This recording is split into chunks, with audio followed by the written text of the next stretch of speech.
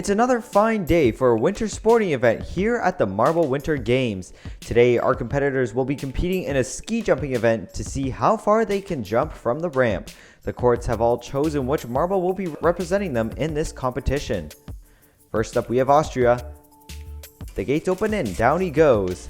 That was a good one. We'll sure have to look at the other angles to see how far he went. Look at that form. I'm sure it took hours of training to perfect that spin. 23.9 inches. Not a bad start for the event. Let's see how the competition stacks up. Next up, we have Team Canada. I heard they practiced in the Rocky Mountains for several months for this. Would you look at that form? That practice sure paid off. He didn't even want to stop and continue down the hill to the chalet. And yes, they passed the Austrians with 25.7 inches. Next up at the gates is England. I heard they trained in the US. Right between Austria and Canada, England comes in with a score of 24.1, so they currently rank second. Now Finland, the most sparsely populated country in Europe, takes up the task. Would you look at that takeoff? Perfect spin in the air as well, but not quite enough as they measure in with 24.4 inches. Now let's watch how France does. I'd sure like to go to their training villa in the Alps. Wow, I definitely didn't see that one coming. We have a new leader with France passing Canada by a mere 0.3 inches at 26. Germany's now at the gates and raring to go. And that's another nice clean jump. I actually think that's the fastest spin we've seen so far. Oh, so close to beating France and pushing Canada to third place. I hear the fans cheering for Italy. They're really making a lot of noise. It's not the best form I've seen today, and it certainly shows in the distance, besting out only Finland with a score of 25.5. Next up is Japan. I see they chose the marble with the flag suit for this one. Nice jump at the end, but I think it's too early to celebrate. Although narrowly beating out Italy, it's not enough to bring them to the podium. So here we have our current standings with France, Germany, and Canada taking the top 3 spots. I'm surprised to see Austria trailing at this juncture, and may have to do with an injury.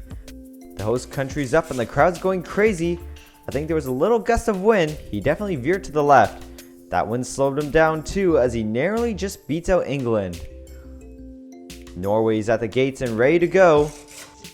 I think that wind's having an impact now on all jumpers. And it certainly shows as Norway gets just a 25.3. Not the best run I've seen so far. Here's our Polish competitor ready for the challenge. Good form. Things are looking good. Would you look at that spin? Such a beautiful thing to watch. And with that amazing jump, Poland is now in first place, pushing France to second. Russia, the most controversial team for these games, is up now. Vladimir won't be happy with this result. Not at all, as it pushes him in the lower half of the standings with just a 25.0. Slovakia here to prove they are forced to contend with the winter sports. Good form on that jump, but we'll have to see him from a different angle to see how he does. And he barely just beats out Russia with a 25.1. Now we got Sweden on the track. Let's see how they do. While they did manage to beat out Russia with a 26-inch jump, they did not do as well in the practice runs. The country surrounded by mountains is ready to go, Switzerland. They are always expected to do well in these events as they can train all year round. And yes, they do. Not their best jump, but definitely putting them in medal contention with a third place standing. The US is getting ready to jump. The American fans are sure cheering on a storm. And he's off. They actually call this guy Superman because of how far he can make those jumps. A full inch less than his best jump. There must have been some kryptonite in the stands somewhere. Although respectable, just not one of his best jumps, putting him in the middle of the pack. Here is our final result. Poland clinched the top spot, and we have a tie for second place, so Sweden and France will race down for a tiebreaker jump. Up first is France. Great form on that landing. Oh, did you see that? He actually stopped right before falling off the ledge. Here we see the replay. A full half inch better than his last jump. Wow, it's always nice to see these amazing jumps. And now it's Sweden's turn. Another great jump. They are both very hungry for the silver. And it's in. It's official. Sweden won the tiebreak. It's no surprise. That's the best jump we've seen all day, also breaking the Winter Games record by 0.5 inches. This just in, both the Swedish and the French delegations are arguing with the MIOC, saying they should be first and second. I don't think they'll get it this time around, as the rules have already been set. Congratulations to Poland for taking first, and Sweden for stealing silver with a record-breaking 26.7. France should be happy as well because they at least got a medal. And after the ski jump, Canada takes first, with France joining him with 27 points. Norway moves down to third after placing first last event.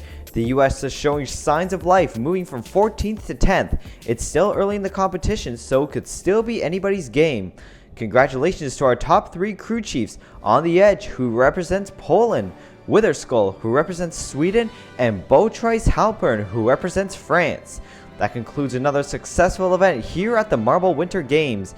Be sure to follow us on Twitter, Facebook, and Instagram for more updates regarding the games. If you're not already, make sure to subscribe and hit the notification bell so you don't miss any new events. I'm your host, Alex B, signing off.